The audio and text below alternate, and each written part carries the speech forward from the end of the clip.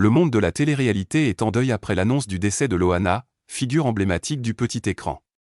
Révélée au grand public en 2001 grâce à l'émission Loft Story, dont elle fut la première gagnante, elle s'est éteinte ce mercredi 25 mars à l'âge de 48 ans, selon des informations relayées par Paris Match. L'ancienne star de la télé-réalité a été retrouvée sans vie à son domicile, situé à Nice, dans un appartement au 3e étage d'un immeuble du centre-ville. Ce sont des voisins, inquiets de ne plus avoir de nouvelles, qui ont alerté les autorités. À leur arrivée, les secours et les forces de l'ordre ont découvert son corps au sol, à proximité de médicaments. Les circonstances exactes de sa disparition restent encore floues à ce stade. Dans les colonnes de Nice Matin, le procureur de Nice, Damien Martinelli, a indiqué qu'une enquête avait été ouverte afin de déterminer les causes précises du décès.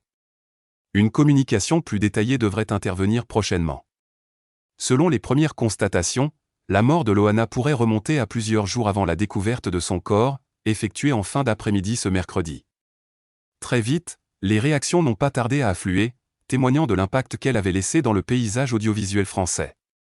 Benjamin Castaldi, qui animait Loft Story lors de sa diffusion, a exprimé une profonde émotion face à cette disparition. Il a salué la mémoire d'une personnalité qui, selon lui, a marqué un tournant majeur dans l'univers de la télévision. Pour beaucoup, Loana reste indissociable de cette émission pionnière qui a transformé durablement le rapport du public à la télé-réalité. De son côté, Jean-Édouard Lipa, autre participant marquant du programme et proche de Loana à l'époque, a également réagi avec sobriété, rendant hommage à celle qui fut une figure incontournable de cette première génération de candidats. Au-delà de sa notoriété, Loana laisse derrière elle le souvenir d'une femme qui aura profondément marqué son époque. Son parcours, souvent médiatisé, restera gravé dans la mémoire collective comme celui d'une pionnière de la télé-réalité en France.